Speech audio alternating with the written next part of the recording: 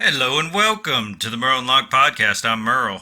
And I'm Locke. Set sail and low expectations for everything nerd, accompanied by a healthy, albeit shameful, help and pointless banter, lack of focus, and questionably acquired knowledge. And more. And more. So for today's topic, Locke, what I wanted to get into is something that I don't necessarily dread it, but I know it's just going to be a complete goat rope, yeah? Okay, so I'm going on a little trip with some friends to the beach this weekend, and I wanted to get into the topic of planning out little vacations or getaways with friends, and we can also talk about those vacations with friends in general. Okay.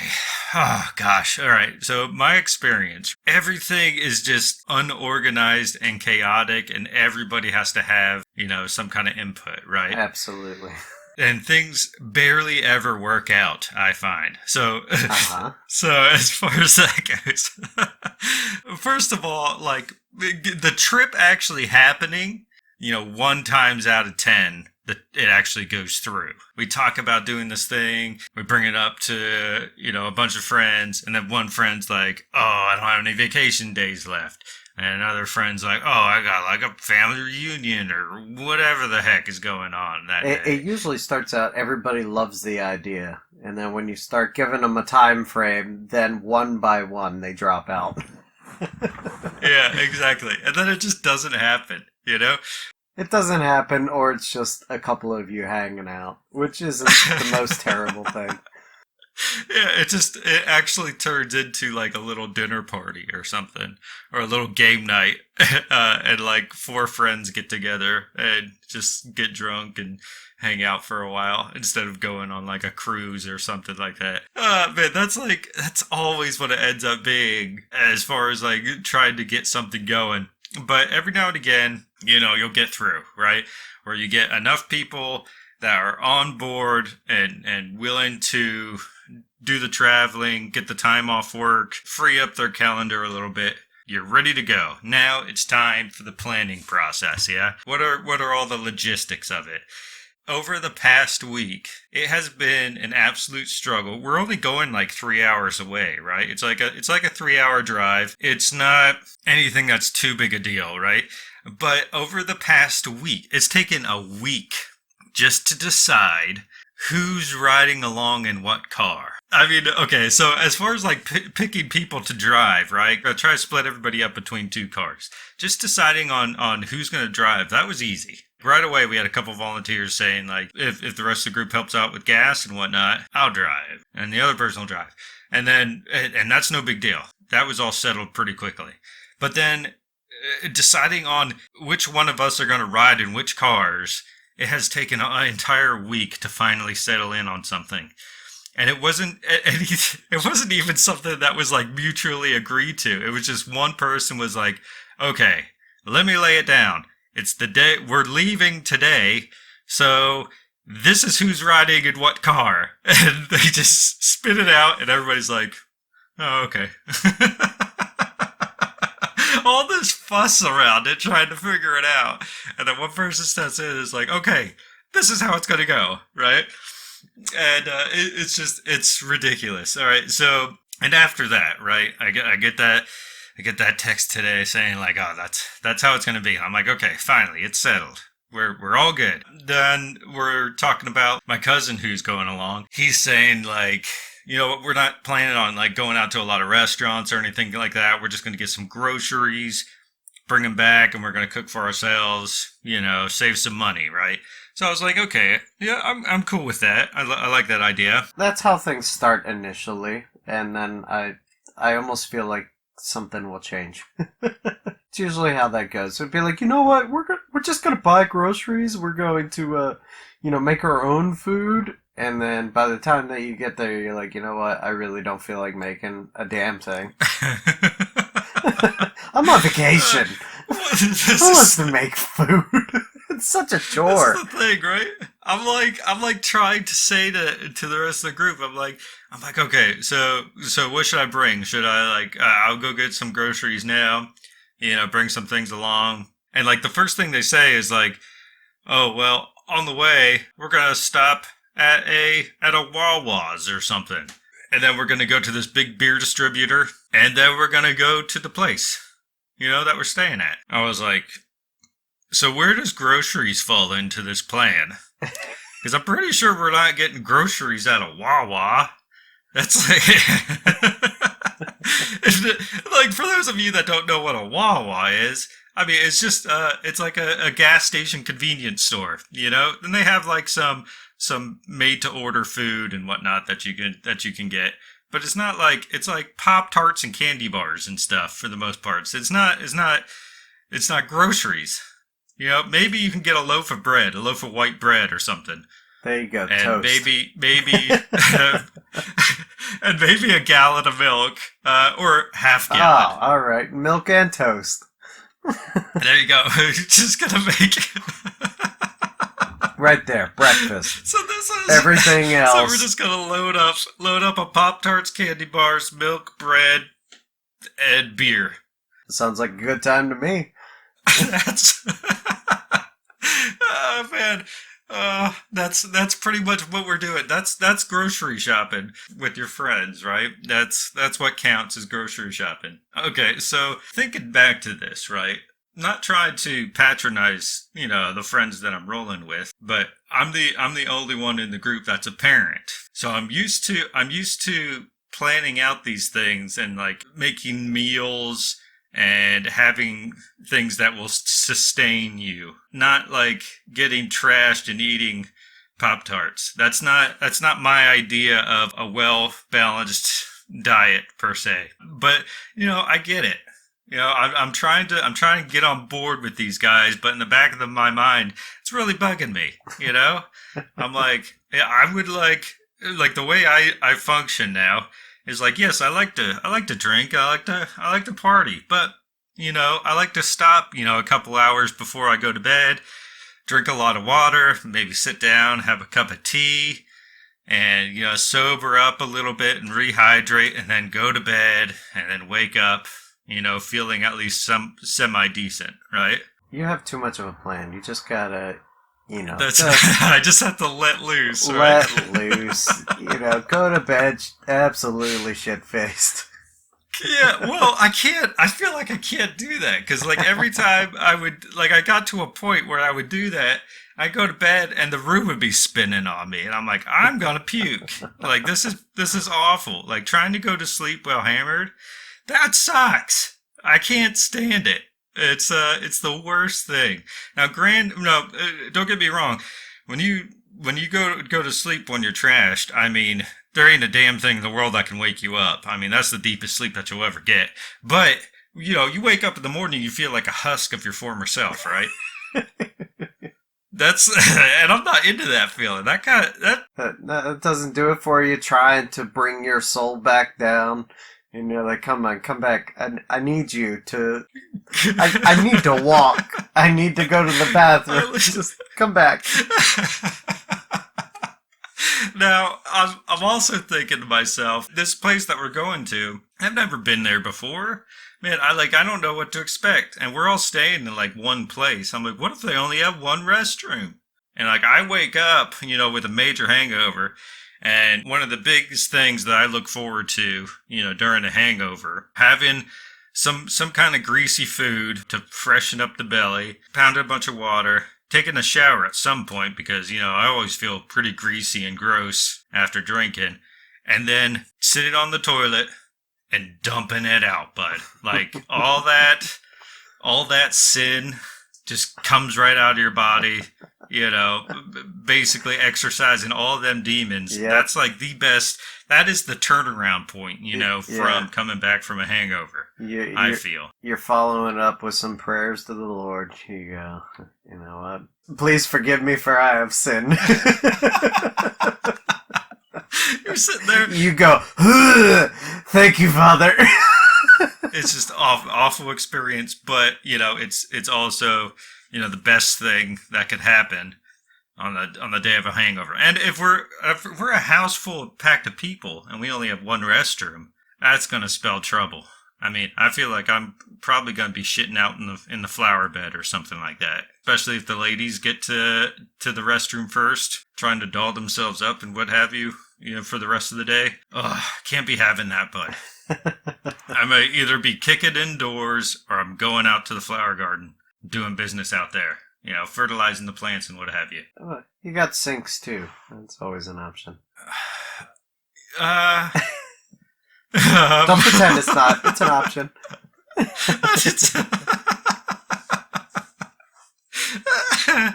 Trying to sit there, you know, all embarrassed, trying to, you know, kind of like, you know, pat your poopsies down the sink drain. Yeah, no, I can see that happening. Yeah.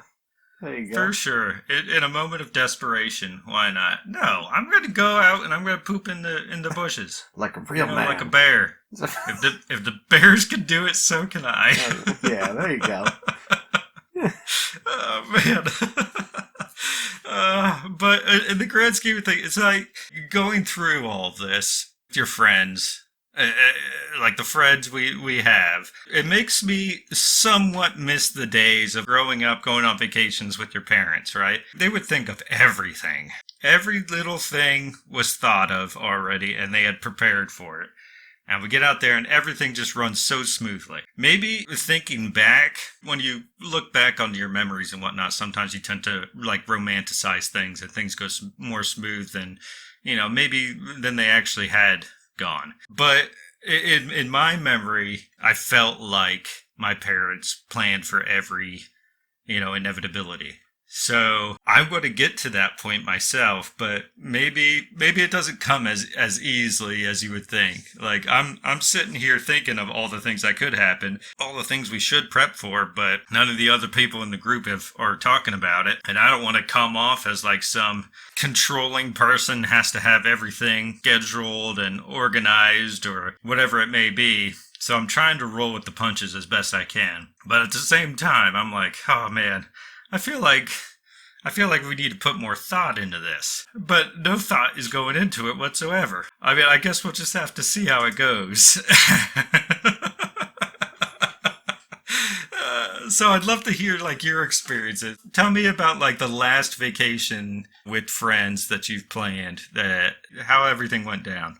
I remember things being very confusing. We didn't know where we were going to go. And eventually we led to this cabin. I don't remember where it was at. That doesn't really matter. It's irrelevant. But, it's out in the sticks somewhere. We went out to this cabin. We're going to pick up food. We're going to make food. They wanted to do like a night of kind of like bar hopping, which I'm not really into that scene anymore. I'm well past that point. Once I get to a place and start drinking, I'm comfortable. Just let me be. Let me do my thing. As long as it's good atmosphere, I'm having a great time. I feel like that's a good turning point right there, where you realize that you're starting to get up there in age, where you can actually be content with a more peaceful setting and don't have to go out bar hopping or going to the clubs and what have you. I mean, I feel like I haven't enjoyed that kind of scene since my early 20s. By mid-20s, I probably dropped all that and said, ugh, I could do without. If it wasn't for their college-like demeanor in that regard, we wouldn't have the stories that we have, which was, we wanted to do that, we wanted to go grocery shopping, we wanted to stop by Party City. There were a bunch of other places that we were stopping at. I couldn't even name them all. After we got down there, we kind of relaxed for the night, just drank, sat around. But I think the second night is when they decided to do the bar scene. The very first bar that we went to had a good name. We thought, hey, could be interesting. They supposedly were supposed to have karaoke. We show up there and it's just a bar full with people who look like they come there every day. So they see a bunch of this ragtag group show up looking for a great time, and they're like, who are these people? This is our bar. Your kind ain't welcome here. I was waiting for like the sound of like glass shattering. Everybody turns. Guy playing the piano just stops playing piano. He plays like some kind of discordant key or something. It's like, yeah. It was so awkward showing up there, and it was just like, all right, we have a couple of drinks, and we're like, we should probably go. Like this isn't it for us. We eventually find this other place that seemed to be more for the younger generation, and they had every random Joe Schmo signing up to sing music. They have their guitar, they're singing along to a karaoke thing. Like, they were doing a whole mic night. Some people were really good, some people were terrible. That's the way it is with karaoke. Yeah, true. Some people you're like, God bless him. He got a lot of confidence. And that was the night that one of our friends peed on the floor in the room that I was sleeping in with him. Oh, fantastic. So I love it. He Man. he had plenty of drinks in him. He was having a great yeah. time. I don't remember if I told that story on this channel or not. I'd love to hear it. I'll tell it again anyway, because I find it hysterical. He doesn't like it, but I do. I'm laying there in bed, and I hear this trickling of water. I'm like, there must be a leak somewhere. I'm starting to think of like ways to fix it. If it is a leak, like what can I do? And I'm looking around, looking up at the ceiling while I'm laying on my back on the bed, and I'm like, where's this leak? Trying to listen for the sound of it. Sounds like it's to my left, so I look over, and there's our friend standing in the middle of the room, and I'm like, what's he doing? Like, did he hear it too? I'm still kind of like dazed. I'm tired. I'm sleepy. Then all of a sudden, I see him do a motion with his hands, specifically his right hand, almost like he's reaching for something. I don't know, like a little flushy knob. And then all of a sudden I see him turn tail and plop right back into bed. And I go, I have this big long moment of processing. I'm thinking about all the things. I'm like, well, the dripping stopped. He made a flush motion. And he laid back in bed. I go, hold on, what happened? And then I'm contemplating, do I say something to him? And I was just like, there's no way he did that. There's no way. So I grabbed my phone, I turned on the little flashlight, I'm looking over the edge of the bed, and I see what looks like water. And I go, oh. I grab all my bags and stuff that's sitting on the floor. I'm like, I swear to God, if this smells like pee, I'm mad. I yell over, and I'm like, hey. And I finally get his attention. He's like, huh? I peed on the floor. He goes, fuck you, I didn't. I go, no, you did. I was like, I even saw you do a flush motion. Oh my God. And I started explaining the story to him. He eventually gets up and he turns on the light. He sees all the water, what looks like water. He goes, oh, it did. But he's still not convinced. No, he goes, what if you peed on the floor and you're blaming me for it? Oh my God. And I go, wait a minute. I was like, I don't think I could come up with a story as well as I just told you. Like, I cannot fake. You just pulled a Uno reverse card on you, bud. What do you do to that? He goes, draw 4, reverse. I go, no. I got all wild cards right here, but yeah, he did not believe me. And especially when he did, he's like, I got pee, and he's just like, I still had so much pee in me. There's no way I did that. I go, dude, you drank a lot. God bless him. Well, you know what? I'm hoping nothing like that happens on my trip this weekend. But we'll see. Maybe there will be details or stories to follow. Maybe. Or you'll be the one peeing on the floor. That's true. I'll have to get an account from witnesses. There you go. I'm sure there'll be something. I guess we'll see. Thank you for joining us on the Merle and Locke podcast. If you enjoyed this banter, please consider becoming a patron by going to patreon.com/Merle and Locke, or simply follow the link in the description. Thank you.